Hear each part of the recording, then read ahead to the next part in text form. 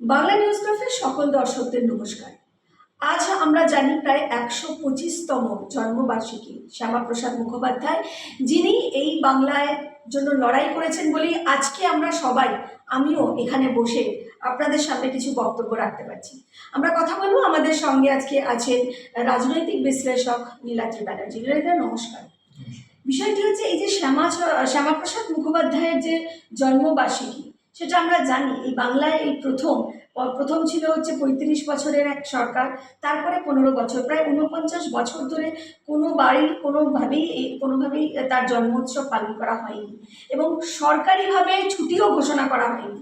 এই প্রথম এইভাবে জন্মবার্ষিকী পালন করা হলো এবং সরকারিভাবে একটি ছুটি পালন করা হলো। প্রথমেই আমি যাব এই বিষয়টাকে, আপনি কিভাবে দেখছেন? দেখুন, বাংলার ইতিহাসটাকে বিকৃত করেছে বামপন্থী ঐতিহাসিকেরা, যাতে সেই অধিকার দিয়েছিলেন জওহরলাল নেহরু সরকার এবং পরবর্তীকালে কংগ্রেসের অন্যান্য সরকার। সেই জন্য আমরা জানতে পারিনি শ্যামাপ্রসাদ মুখার্জির মতো মানুষদের অবদান, নেতাজি সুভাষচন্দ্র বসুর মতো মানুষদের অবদান। আমরা জানতে পারিনি নেতাজি ভারতবর্ষের প্রথম প্রধানমন্ত্রী ছিলেন। আমরা জেনেছি প্রথম প্রধানমন্ত্রী হচ্ছে জওহরলাল নেহরু। অথচ 1943 সালের 21শে অক্টোবর আজাদ হিন্দ সরকারের প্রতিষ্ঠা করেছিলেন নেতাজি, যে সরকারকে স্বীকৃতি দিয়েছিল বিশ্বের 9টি দেশ। এবং সেই সরকারের নেতৃত্বেই যে যুদ্ধ হয়েছিল, সেই যুদ্ধের ফলে ব্রিটিশ ভারতবর্ষ ছেড়ে চলে যেতে বাধ্য হয় বলে স্বীকার করেছেন 1947-এ ব্রিটেনের প্রধানমন্ত্রী ক্লেমেন্ট অ্যাটলি। এটা অ্যাকনলেজ করেছেন স্বয়ং বাবা সাহেব আম্বেদকর 1955 সালে বিবিসির ইন্টারভিউ। এগুলো আমাদের ইতিহাসে লেখা হয়নি। আমাদের ইতিহাসে লেখা হয়নি যে পশ্চিমবঙ্গ রাজ্যটা যে আমরা পেলাম, এর নেতৃত্ব দিয়েছিলেন লড়াইয়ে শ্যামাপ্রসাদ মুখোপাধ্যায়। লেখা হয়নি 16ই আগস্ট 1946 সালের সেই ভয়ঙ্কর দাঙ্গার কথা, ডিরেক্ট অ্যাকশন ডে, যখন হিন্দুরা আক্রান্ত হয়েছিল আর শ্যামাপ্রসাদ মুখার্জির অনুপ্রেরণায় রুখে দাঁড়িয়েছিল নেতাজি সুভাষচন্দ্র বসুর অনুগামী একজন মানুষ, গোপাল পাঠক। অথচ লেখা হয়েছে শ্যামাপ্রসাদ আর সুভাষের লড়াইয়ের কথা, যে লড়াইয়ের কথাটা একেবারেই ফেক ইতিহাস বলে আমার মনে হয়। নেতাজি চেয়েছিলেন 1937 সালে ফজলুল হকের সাথে জোট সরকার গঠন করুক কংগ্রেস। গান্ধী রাজি হননি, নেহরু রাজি হননি, তিনি কংগ্রেসের সভাপতি ছিলেন তখন। তাই সেই সরকার হয়নি। পরবর্তীকালে ফজলুল হক মুসলিম লীগের সাথে সরকার গঠন করেন এবং 1940 সালে তিনি পাকিস্তান প্রস্তাব লাহোরের প্রথম আনেন ফজলুল হক। নেতাজি যে জোট সরকার চেয়েছিলেন, তার সেই স্বপ্নকে পূরণ করেছিলেন 1941 সালে শ্যামাপ্রসাদ মুখার্জি, যখন মুখার্জি হক মন্ত্রিসভা তৈরি হলো। শ্যামাপ্রসাদ তাতে বাংলার অর্থমন্ত্রী ছিলেন, মুখ্যমন্ত্রী ছিলেন ফজলুল হক। অথচ শ্যামাপ্রসাদকে বলা হয়েছে সাম্প্রদায়িক। কাজী নজরুল ইসলাম যখন অসুস্থ হয়ে পড়েছিল, ইতিহাসে লেখা হয়নি, তার পাশে এসে দাঁড়াননি কোনো সেকুলার নেতা, দাঁড়িয়েছিলেন শ্যামাপ্রসাদ মুখার্জি, অর্থ সাহায্য এবং চিকিৎসার ব্যবস্থা করেছিলেন। এই যে মহান হৃদয়ের মানুষ, এর সম্বন্ধে নজরুল বলেছিলেন যে বাঙালি কখনো দুজন নেতাকে ভুলবে না, একজন সুভাষচন্দ্র, একজন শ্যামাপ্রসাদ। অথচ এই দুজন নেতাকেই ভুলিয়ে দেওয়ার অনেক চেষ্টা করা হয়েছে, গৌরবান্বিত করা হয়েছে অন্যান্য নেতাদের, বিধানচন্দ্র রায়, জ্যোতি বসু, বুদ্ধদেব ভট্টাচার্য, মমতা বন্দ্যোপাধ্যায়, পরবর্তীকালে যারা এসেছেন, সেটাদের গৌরবান্বিত করা যেতে পারে। কিন্তু এই দুজন মানুষের অবদান বাঙালি, বাংলা, ভারতবর্ষ কোনোদিন ভুলবে না। এটা আমাদের ইতিহাসে লেখা হয়নি। তাই আমি নতুন সরকারের কাছে আবেদন জানাবো, শ্যামাপ্রসাদ এবং নেতাজি এই দুজন মানুষের প্রকৃত অবদানকে বাংলার যে ইতিহাস বইতে সেটা অন্তর্গত করা হোক, এদের প্রকৃত অবদান মানুষের কাছে পৌঁছুক। শ্যামাপ্রসাদ, নেতাজি একজন বাঙালির কাছে ঈশ্বরের জায়গায় রয়েছেন। আজকে কিছু সরকার উদ্যোগ নিচ্ছেন, তার জন্মদিন পালন করেন। নেতাজির জন্মদিন দীর্ঘদিন ধরেই পালিত হয়, যে শ্যামাপ্রসাদের জন্য যেভাবে পালন করার উদ্যোগ নিচ্ছে, এটাকে তো সাধুবাদ জানাচ্ছি। কিন্তু শুধু জন্মদিন পালনেই যদি ব্যাপারটা থমকে যায়, যেটা নেতাজির ক্ষেত্রে হয়েছে, যে আমরা 23শে জানুয়ারি তার মূর্তিতে মালা দিই, তাকে স্মরণ করি, তারপর ভুলে যাই সারা বছর, তাহলে কিন্তু এই কাজ অসম্পূর্ণ থেকে যাবে। আমাদের যে শিক্ষা ব্যবস্থার মধ্যে, ইতিহাসের মধ্যে শ্যামাপ্রসাদের অবদান, সেটাকে তুলে ধরা দরকার। এই আবেদন সরকারের কাছে রাখবো যে ইতিহাসটা নিরপেক্ষ ঐতিহাসিকদের দিয়ে লেখা, বামপন্থী ঐতিহাসিকদের লেখা ইতিহাস যে ফেক ইতিহাস, যে ইতিহাস নেতাজি আর শ্যামাপ্রসাদকে শত্রু বলে দেখতে শেখে। আবার কি বলা হয়, শতরূপ ঘোষ বলছেন, দেখলাম কোথায় এর ইতিহাস পড়েছেন কে জানে, নেতাজি নাকি ঢিল ছুঁড়ে শ্যামাপ্রসাদের দিকে মেরেছিলেন। নেতাজি তৃণমূলের কোনো লাল চুল কানে দেবো নাম তার তৃণমূল ছিলেন না, ঢিল ছুঁড়ে মারতেন না। বরঞ্চ নেতাজি যখন প্রেসিডেন্সি কলেজ থেকে বহিষ্কৃত হয়েছিলেন, তিনি স্কটিশ চার্চ কলেজে ভর্তি হতে পেরেছিলেন শ্যামাপ্রসাদের বাবা স্যার আশুতোষ মুখার্জির হস্তক্ষেপে। দুটো পরিবারের মধ্যে অত্যন্ত ভালো সম্পর্ক ছিল, মতবিরোধ থাকতেই পারে, নেতাজি কংগ্রেসের নেতা, শ্যামাপ্রসাদ হিন্দু মহাসভার, হতেই পারে মতবিরোধ, কিন্তু তাতে দুজন দুজনের শত্রু হয়ে যান না। ঠিক যেমন নেতাজির সাথে গান্ধীর শত্রু মানে মতবিরোধ ছিল, কিন্তু নেতাজি গান্ধী পরস্পরের শত্রু ছিলেন না। নেতাজি মহাত্মা গান্ধীকে প্রথম দেশের জনক বলে, জাতির জনক বলে স্বীকৃতি পেয়েছিলেন। গান্ধীর সাথে আম্বেদকরের বহু বিরোধ ছিল, কিন্তু আম্বেদকর আর গান্ধী শত্রু হয়ে যান না। গান্ধীর আপত্তি থাকলে আম্বেদকর সংবিধান লেখার সুযোগ পেতেন না হয়তো, এই সংবিধানের যে দায়িত্ব তিনি পেয়েছিলেন। বলো।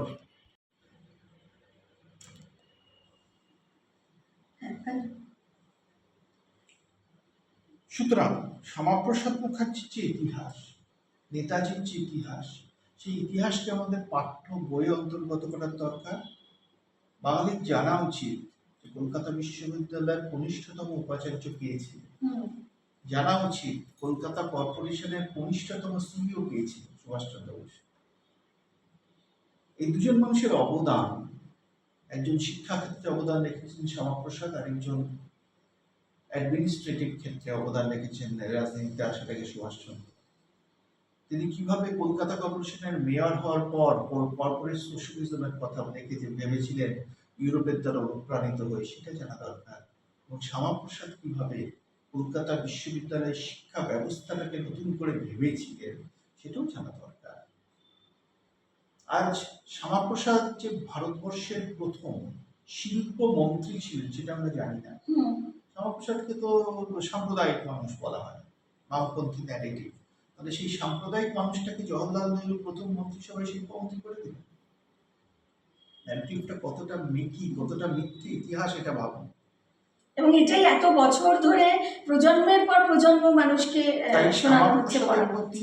প্রকৃত সম্মান হবে যদি আমরা প্রকৃত ইতিহাসটা লিখতে পারি এবং শ্যামাপ্রসাদের মতাদর্শ অনুযায়ী শিক্ষা ব্যবস্থাটা রূপান্তর করতে পারি। আমরা যে শিক্ষা ব্যবস্থা করেছি সেটা রবীন্দ্রনাথের সমালোচনা করেছেন, বলেছেন এর মধ্যে মনের বিকাশ হয় না। কারণ বাঙালি নিজের সত্তাটাকে, নিজেদের ঐতিহ্যকে ভুলে গিয়ে শিক্ষা নিয়েছে, মুখস্থ করে। সেখানে রবীন্দ্রনাথের প্রবন্ধ আছে, মুখস্থর উপর জোর দিয়েছে, যেহেতুটা আত্মস্থ করার উপর জোর দেয়নি। রবীন্দ্রনাথ তার প্রতিবাদ করেছিলেন শান্তিনিকেতন বিশ্বভারতী তৈরি করে, কিন্তু এর পাশাপাশি যে বৃহত্তর শিক্ষা ব্যবস্থা, তার মধ্যে এই সনাতন ভারতের যে শিক্ষানীতি, তাকে ফিরিয়ে আনা হচ্ছে। এটা যে নতুন শিক্ষানীতি কেন্দ্রীয় সরকার পেয়েছে শ্যামাপ্রসাদের অভিপ্রায়, এটাকে ঠিকভাবে রূপায়ণ করা উচিত পশ্চিমবঙ্গের বুকে। কোথাও কি তাহলে আপনি আগে যে গুরুকুল শিক্ষা ছিল, কোথাও কি সেই শিক্ষাটাও কিছুটা আনতে চাইছেন? আপনি স্বামী বিবেকানন্দ পড়েন, স্বামী বিবেকানন্দ বলছেন পুরুষের শিক্ষা এবং নারীর শিক্ষা আলাদা হওয়া উচিত, কারণ দুজনের ভূমিকা আলাদা। একটা কমন এরিয়া নিশ্চয়ই থাকবে, মহিলাদের অনেক ভূমিকা পালন করতে হয় সমাজে, সংসারে। সেই শিক্ষায় যে দক্ষতা দরকার, সেই দক্ষতার পড়াশোনা অধ্যয়ন করার কোনো সুযোগ আমাদের শিক্ষা ব্যবস্থায় ছিল না, এখনো নেই। পুরুষের শিক্ষা যেটা, সেটাও নেই। প্রত্যেক সম্প্রদায়ের মানুষের জন্য শিক্ষা ব্যবস্থাটা তার প্রয়োজন অনুযায়ী হওয়া উচিত। তাতে একদিকে বর্তমান সময়ের দাবিকে স্বীকৃতি দেওয়া, যদি এআই আজকের সময়ের দাবি হয়, তারা এআই কে শিখানো খুব দরকার, শিক্ষার মধ্যে তাই না, ঠিক তেমনই নিজেদের ঐতিহ্য, নিজেদের সংস্কৃতিকে ধরে রাখা, এটাও একটা শিক্ষার অবদান। স্বামী বিবেকানন্দের কথাই বলি, তিনি বলতেন শিক্ষার উদ্দেশ্য হচ্ছে জ্ঞানের বোঝা মনের উপর চাপিয়ে দেওয়া নয়। কারণ শ্যামাপ্রসাদ অনুপ্রাণিত হয়েছিলেন স্বামীজির কথায়, নেতাজিও অনুপ্রাণিত হয়েছিলেন। যদি কোনো কমন সোর্স থেকে থাকে, নেতাজি এবং শ্যামাপ্রসাদ। এবং স্বামীজি বলছেন যে তিনি মনে করেন না শিক্ষার উদ্দেশ্য হচ্ছে মুখস্থ করা এবং জ্ঞানের একটা ভান্ডার তৈরি করা। শিক্ষার উদ্দেশ্য হচ্ছে মনটাকে মুক্ত করা, মনের বিকাশ, মনে স্বাধীনভাবে চিন্তা করার চাবিকাঠি। আর মনের যখন বিকাশ ঘটে, তখন মানুষ যে কোনো সমস্যার সমাধান নিজেই খুঁজে নিতে পারে, উপযুক্ত তথ্য, উপযুক্ত দক্ষতা অর্জন করে। এই মনের বিকাশের যে শিক্ষা, যা ভারতের গুরুকুলে বারবার দেখা গেছে। অর্জুন যখন গুরুকুলে শিক্ষা নিতেন বা অন্যান্য পাণ্ডবরা, কৌরবরা যখন শিক্ষা নিতেন, সেখানে শুধু পড়াশোনা শেখানো হতো না, অনেক কিছু শেখানো হতো। তারা কোন সামাজিক স্তরে আছেন, তার প্রয়োজন কি, সেটা মাথায় রেখে। কেউ ক্ষত্রিয় হলে ধর্ম শিক্ষা করতো, কেউ যদি বৈশ্য হয় সে হয়তো ব্যবসায়িক শিক্ষা করতো। এইটা মাথায় রাখতো, প্রয়োজন অনুযায়ী অনুযায়ী শিক্ষা। শিক্ষা। এটা ভারতবর্ষে মিসিং। এই যে একটা ইউনিফর্ম শিক্ষা ব্যবস্থা, নিশ্চয়ই ইউনিফর্মিটি থাকা দরকার, কিন্তু কোথাও গিয়ে প্রয়োজনটাকে অ্যাড্রেস করা দরকার। তবেই আমরা উপযুক্ত নাগরিক পাবো, যারা সমাজের ক্ষেত্রে একটা কন্ট্রিবিউশন করতে পারে। এই নাগরিকদের আমার দরকার, এবং সেই জন্যই শ্যামাপ্রসাদের মতাদর্শ অনুযায়ী শিক্ষা ব্যবস্থার প্রয়োজন। নেতাজির মতাদর্শ অনুযায়ী আমাদের অ্যাডমিনিস্ট্রেশন প্রয়োজন, বিশেষ করে কর্পোরেশনের ক্ষেত্রে, যেখানে নেতাজি অন্তর্ভুক্ত ছিলেন। কর্পোরেশনের যে আজকে সংস্কার হচ্ছে, আমরা তো সবাই শহরে থাকি, এই কর্পোরেশন ব্যবস্থার সংস্কার প্রয়োজন নেতাজির চিন্তা ভাবনাকে সামনে রেখে। শিক্ষা এবং কর্মসংস্কৃতি, এটা দুটোর যদি আমরা পরিবর্তন ঘটাতে পারি, এই দুই মহামানবের চিন্তাকে সামনে রেখে কাজী নজরুল ইসলামের চিন্তা অনুযায়ী বলছি, তাহলেই বাংলার প্রকৃত পরিবর্তন আসবে। আমি মনে করি না 4ঠা মে বাংলায় পরিবর্তন এসেছে, পরিবর্তনের সূচনা হয়েছে। রাজনৈতিক পরিবর্তন হয়েছে, সামাজিক পরিবর্তন দরকার, অর্থনৈতিক পরিবর্তন দরকার। আমি এখানে একটা বিষয় যাবো, যে শ্যামাপ্রসাদ মুখোপাধ্যায়ের যে মূর্তি, সেই মূর্তির একটা ভাঙার ঘটনা ঘটেছিল যখন মমতা বন্দ্যোপাধ্যায়ের সরকার ছিল, এবং সেই মূর্তি ভাঙার তদন্ত হয়েছে। আমরা জানি নতুন সরকার এসেছে, সেই মূর্তি ভাঙার ঘটনাতেও কুণাল ঘোষের নাম জড়িয়েছে। কি বলবেন? না, আমার এই মুন্নাভাই এমবিবিএস এর একটা দৃশ্যের কথা মনে পড়ছে, যেখানে মহাত্মা গান্ধী এসে বলছেন, আমার সব মূর্তি ভেঙে দাও, কিন্তু আমার মতাদর্শটাকে রেখে দাও। শ্যামাপ্রসাদের সম্বন্ধে একই কথা বলা যেতে পারে, ভেঙে ফেলল, কটা মূর্তি ভাঙবে, ভাঙুক না, কটা কমরেডরা কটা মূর্তি ভাঙে, লেনিন, স্ট্যালিন, মাও, চাও আর যারা যারা আছে তাদের বসিয়ে। কিন্তু শ্যামাপ্রসাদের মতাদর্শ অনুযায়ী দেশটাকে তৈরি করুক। কারণ ভারতবর্ষকে যদি উঠে দাঁড়াতে হয়, তাহলে এই নেতাজির পথ এবং শ্যামাপ্রসাদের পথ, যে পথ কোথাও গিয়ে মিলেমিশে এক হয়ে গেছে, হাজারো বৈপরীত্য সত্ত্বেও দেশের স্বার্থের কথা ভেবে, সেই পথে আমাদের চলতে হবে। রামকৃষ্ণদেব বলছেন, যত মত তত পথ।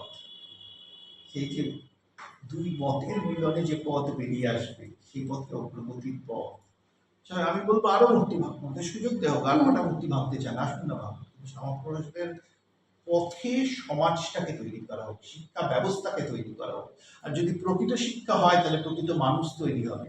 আর প্রকৃত স্বামী বিবেকানন্দ বলছেন, আমি মানুষ তৈরি করতে চাই। কলেজগুলো মানুষ তৈরির কারখানা। তখন আর ওই চাপিয়ে দেওয়ার শিক্ষা ব্যবস্থার প্রয়োজন হবে না। আর তখন যে মানুষেরা তৈরি হবে সেই শিক্ষার মন থেকে, তারা কোনো মূর্তি ভাঙবে না, তারা শত্রু দেশের উপর আঘাত এনে তাদের খানখান করবে দেশের সাথে। জননেতাদের মূর্তি এখানে ভাঙবে। এই মূর্তি বানানোর কালচারটা তো নকশার মতো, যখন কোনো মহাপুরুষ বাদ যায়নি। আর আজকে যারা মূর্তি ভাঙছেন তারা হচ্ছে নিও নকশাল, আমি তাদের বলি মাওবাদ, আরো স্পষ্ট ভাষা। এই মাওবাদী মনস্ক যে বাঙালির কিছু ক্ষুদ্র শ্রেণীর মানুষেরা আছে, যারা কোনো ভোটে যেতেন না, মূর্তি টুর্তি ভাঙেন মাঝে মাঝে, আর কখনো বা আর্জি করে গিয়ে যাতে প্রমাণ পাঠায় সেই জন্য ভাঙচুর করে। ভাঙার রাজনীতি করুন, আমরা কোথাও একটা করার রাজনীতি করার প্রয়োজন আছে মুখ্যমন্ত্রী শুভেন্দু অধিকারীদের। শেষ একটা প্রশ্ন করব। আমরা জানি যে যখন মমতা বন্দ্যোপাধ্যায়ের সরকার ছিল, সিলেবাসে এবং বিভিন্ন লাইব্রেরিতে মমতা বন্দ্যোপাধ্যায়ের লেখা বই সেখানে পাঠ্যপুস্তকেও থাকতো, এবং বিভিন্ন লাইব্রেরিতে রাখার জন্য বাধ্যতামূলক করে দেওয়া হয়েছিল। নতুন সরকার আসার পর প্রত্যেকটা লাইব্রেরি থেকে তার যত বই আছে, এবং ওই কবিতার বই, এপাং ওপাং অনেক ধরনের উনি ঝপাং ঝপাং বই লিখেছেন, কবিতার বই, সেই সমস্ত বই লাইব্রেরি থেকে সরিয়ে দেওয়ার জন্য একটা সার্কুলার হয়েছে বা একটা নির্দেশ জারি করা হয়েছে। আপনি কি সমর্থন করছেন? দেখুন, মমতা বন্দ্যোপাধ্যায় তো কোনো লেখিকা নন, মুখ্যমন্ত্রী ছিলেন। তিনি নোবেল প্রাইজ পাননি রবীন্দ্রনাথের মতো। যত রবীন্দ্রনাথের মতো কি যেন কথাঞ্জলি না কি সব লেখাচ্ছে, গীতাঞ্জলি লিখেছেন, তিনি কথাঞ্জলি লিখেছেন। শুধু তার বই কেন লাইব্রেরিতে থাকবে আমার বোধগম্য হয় না। চে গুয়েভারা কে একবার একজন লেখক তার বই প্রেজেন্ট করেছিলেন, কিছুদিন বাদে জানতে চেয়েছিলেন বইটা কেমন লাগলো। যে লেখকরা বলেছিলেন তাকে কিছু মনে করবেন না, আপনাকে দিয়ে গল্প লেখা বা লেখাটা হবে না, এটা আপনি করবেন না। ভদ্রলোক ঠিকই ধন্যবাদ জানিয়ে বলেছিলেন যে আমাকে এই কথাটা কেউ কোনোদিন বলেনি, সবাই প্রশংসাই করেছে। মমতা বন্দ্যোপাধ্যায়কেও সম্ভবত কারো বলা উচিত এবার যে আপনাকে দিয়ে এই সাহিত্য সৃষ্টি হবে না, আপনি যেটা পারেন সেটা করুন। তাই এই বইগুলো সরিয়ে দেওয়া একটা ইঙ্গিত ছিল, এই কথাটাই বলা মমতা যে আপনার লেখাগুলো অত্যন্ত নিম্নমানের লেখা, প্লিজ হাস্যকর করবেন না নিজেকে। আপনি 15 বছরের মুখ্যমন্ত্রী পশ্চিমবঙ্গে, আপনি যখন হাস্যকর হয়ে যান পশ্চিমবঙ্গ হাস্যকর হয়ে যায়। তার মুখ্যমন্ত্রী হিসেবে ভালো কাজ সেটাকে নিশ্চয়ই রেখে দেওয়া উচিত, সেটাকে তো মানুষের মনে করা উচিত। কিন্তু তার যেগুলো অপসৃষ্টি সেটাকে সরিয়ে দেয় ভালো। অসংখ্য ধন্যবাদ নীলাদ্রিদা, অসংখ্য ধন্যবাদ দর্শক বন্ধুদের যারা এতক্ষণ অনুষ্ঠানটি দেখছিলেন। নমস্কার।